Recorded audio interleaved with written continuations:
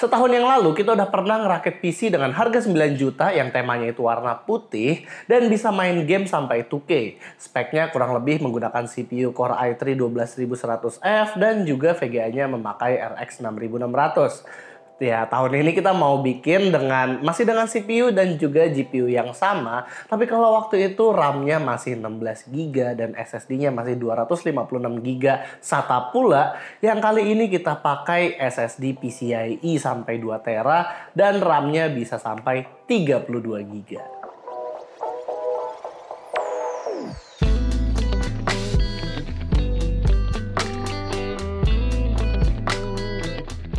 Di akhir tahun 2023 ini, jika dibandingin sama tahun 2022 yang lalu, ada beberapa komponen PC yang harganya turun banget, termasuk harga SSD ataupun harganya RAM, mau yang DDR5 atau DDR4.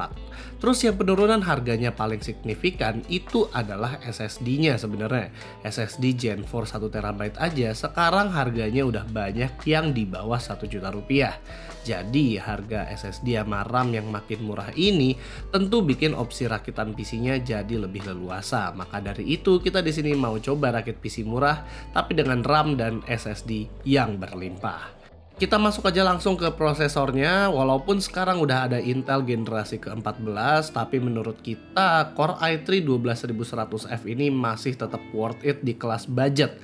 Di harga 1,4 jutaan ini CPU-nya udah oke banget. Emang sih sekarang udah ada Core i3 13100F yang lebih modern, tapi dengan harga yang beda hampir 400.000, gue lebih milih 12100F ini agar harga komputernya itu bisa pas di 10 jutaan.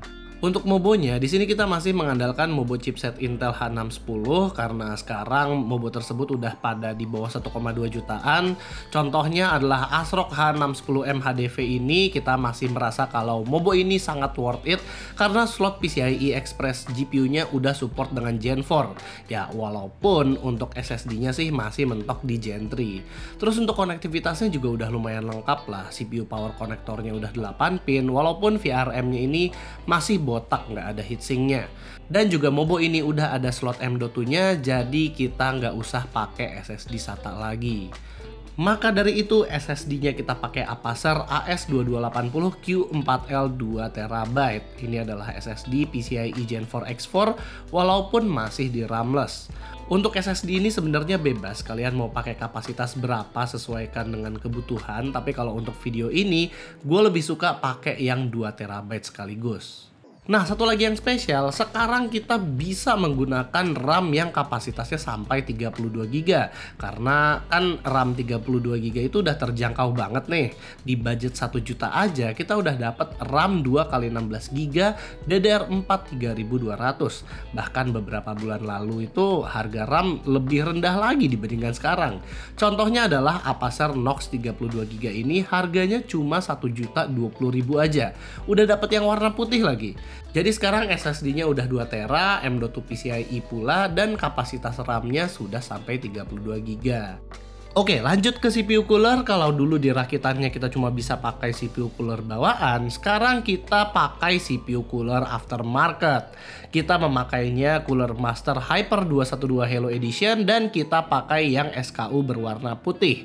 Ini bakal cocok banget sama casing yang nanti kita akan pakai. Hyper 212 Halo ini spesial karena kipasnya itu memakai Cooler Master seri Halo. Harga CPU cooler ini hanya 400 ribuan aja dan ini udah support juga dengan LGA 1700. Dia udah punya 4 buah heat pipe aluminium tapi sudah dengan base copper. Dan desain dari heatsinknya ini cakep banget sih menurut kita. Pemasangan CPU coolernya juga mudah, kita tinggal pasang mounting yang udah disediain dari cooler masternya, terus pasang bracket pada heatsinknya tersebut. Lalu tinggal disambungin aja ke mounting yang ada di soket motherboard. Lalu buat casingnya kita pakai Digital Alliance N30S White. Ini adalah casing Lian Li O11 Dynamic ala-ala, dimana harga casingnya ini cuma 475.000 aja. Tapi ya overall gue cukup kagum sih dengan casing ini karena udah lumayan banget estetiknya. Walaupun dengan build quality yang seadanya, tapi desainnya itu berani banget niru casing high-end. Casing ini maksimal hanya muat Mobo Micro ATX aja sama Mini ITX. Di bagian front panel juga kita bisa pasang 2 buah kipas 120 mm. Di bagian back panel bisa 1 kipas 120 juga. Di bagian top panel kita bisa pasang 3 buah kipas 120 mm. Bisa support radiator all-in-one cooling juga. Dan bahkan di bagian bawah kita bisa pasang lagi kipas 3 kali 120 mm. Gua nggak tahu sih ini support sama fan 140 mm apa enggak, tapi dari lebarnya kayaknya ini kebanyakan support hanya 120 mm aja. Casing ini secara volume sih menurut gue lega banget, bisa muat banyak kipas dan ruang kabel manajemennya juga luas. Tapi karena itu jadinya ya casing ini agak makan tempat aja di atas meja kalau misalnya kita lihat ini agak lebar gitu. Power supply-nya ditaruh di belakang Mobo sama seperti O11 Dynamic, dan juga ada hard disk bay yang bisa memuat 2,5 inch atau hard disk 3,5 inch. Cuma ya di budget segini kita bisa dapat casing yang side panel tempered glass-nya itu ada lubangnya di kaca. Tapi ya not bad lah menurut kita. Lalu buat PSU kita pakai Cooler Master MWE 550W V2. PSU ini udah bersertifikasi 80 plus bronze, dan kabel PSU-nya walaupun memang belum modular tapi sudah menggunakan kabel pipih atau flat. Buat PSU ini kita akhirnya nggak pakai Aerocoolux lagi karena sudah banyak yang protes. Lalu karena casing ini nggak ada fan-nya sama sekali, kita nambahin fan 3 biji dari Digital Alliance juga. Di sini kita pakai 3-in-1 fan, namanya adalah Triple AZ. Ya kalau dari build quality sih sebenarnya generic banget fan-nya, tapi gue salut sama konektornya. Kabel power kipasnya ini pakai kabel SATA bukan kabel Molex, jadi lebih praktis saja gitu. Di sini kita pasang 2 buah kipas intake di bagian front panel, lalu pasang 1 kipas casing exhaust di bagian back panel. Ketiga kipas ini disambungkan ke controller hub yang udah disediain nama Digital Alliance-nya. Masing-masing kipas ini juga pakai 1 buah kabel aja, jadi lebih praktis dan lebih irit tempat. Lalu GPU-nya kita masih pakai MSI Radeon RX 6600 Armor. Buat Radeon RX 6600 ini sendiri harganya sekarang udah makin murah, barunya itu tembus di 3 jutaan something. Tapi kayaknya yang MSI ini udah nggak ada, jadi pilihannya antara XFX atau Sapphire aja. Bahkan kalau untuk secondnya itu bisa menyentuh di harga di bawah 3 juta. Jadi untuk tahun 2023 ini masih oke lah. Kalau ditanya soal proses merakitnya, jadi masang Mobo sama masang PSU di casing ini itu tuh mudah banget. Gua nggak nemuin tuh namanya baut-baut yang nggak presisi ataupun kesulitan dalam memasang hardware. Di bagian top panel kita bisa lihat betapa leganya ruangan di sini, bahkan kita juga bisa nyempilin tangan buat masang CPU power dengan mudah. Walaupun ya di case ini kita lagi nggak pakai all-in-one cooler, jadi nggak kehalang sama radiator. Ruangan yang lega ini juga kita temukan di belakang motherboard untuk tempat kabel manajemennya. Jadi nyelip-nyelipin kabel PSU itu mudah dan praktis banget karena ruangannya ini luas. Buat gua yang males ngurusin kabel manajemen ini sih ya perfect banget. Bahkan controller dari fan tadi aja bisa kita selipin di sini dengan mudah karena tinggal masuk-masukin aja. Jadi ini dia finish look dari PC rakitan kita kali ini. Ya not bad lah menurut kita, casing di bawah 500.000 tapi bisa kerasa sedikit vibes mahalnya. Dan buat harganya sebenarnya ini juga 10 jutaan karena kita maksa pakai SSD 2TB. Kalau kita ganti SSD-nya ke 1TB aja, harganya akan jadi sama dengan rakitan tahun lalu, yaitu 9,4 juta rupiah. Tapi di tahun 2023 ini kita dapat RAM yang lebih besar, kapasitas SSD yang lebih besar pula. Walaupun sayang Mobonya belum support sama Gen 4. Tapi ya untungnya speednya ini saat kita tes masih mencapai 3400-an kok, sesuai dengan yang tertera di SSD. Udah gitu kita bisa pakai CPU cooler aftermarket yang tampilannya juga udah lebih oke. Nah tapi sebenarnya PC ini punya satu masalah yang belum terpecahkan sampai sekarang. 3 fan dari Digital Alliance tadi itu bisa diatur kontrolernya menggunakan remote yang dikasih.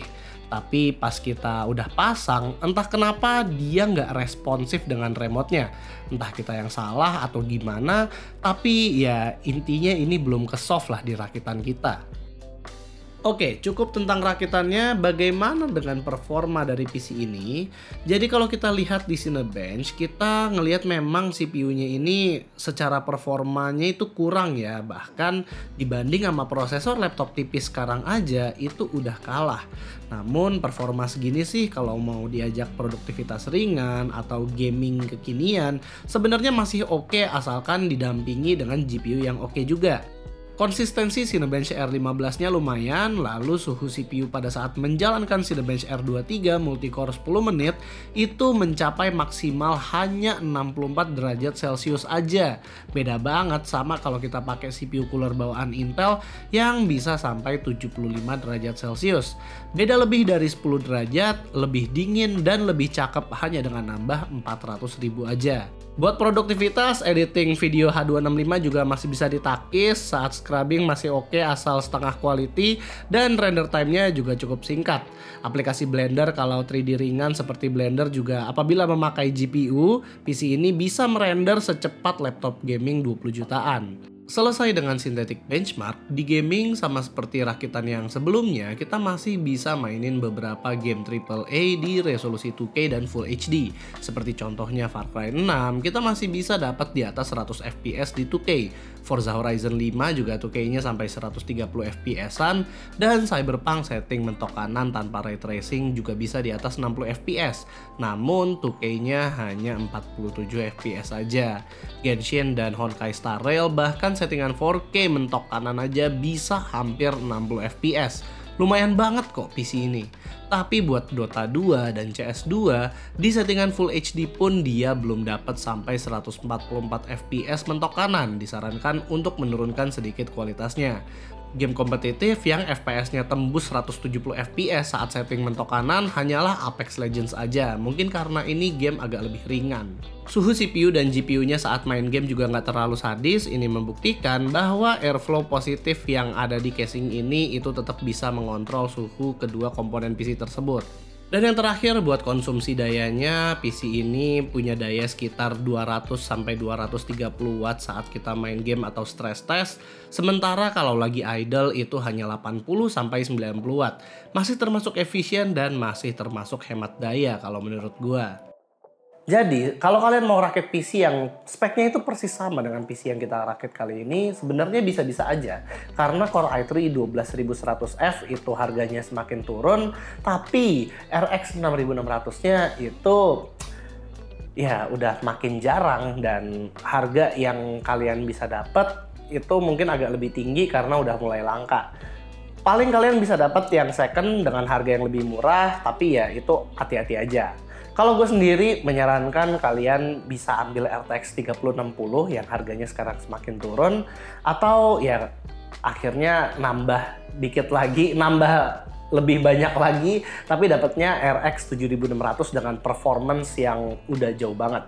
Dan kalau misalnya udah ambil RX 7600, sebenarnya sih gue juga menyarankan untuk nggak ambil prosesor ini sih, karena prosesornya itu udah kayak ketinggalan satu generasi lah. Mendingan ambil Core i5 13400F yang ya speknya itu masih sangat memadai lah, tapi itu jadi nambah banyak. Nah, untuk estetikanya sebenarnya gue cukup salut dengan DA Gaming yang bisa bikin kombinasi casing dan fan yang cukup cantik di harganya, karena kalau kita lihat harganya itu nggak terlalu mahal, dan juga ya RGB-nya ini cukup cantik. Cuman sayang aja sih karena kita nggak, mungkin ada salah kali ya pas masangnya, maklum karena nggak ada manual book, jadinya kita nggak bisa ngeset RGB-nya dan remote-nya itu kayak nggak berfungsi gitu.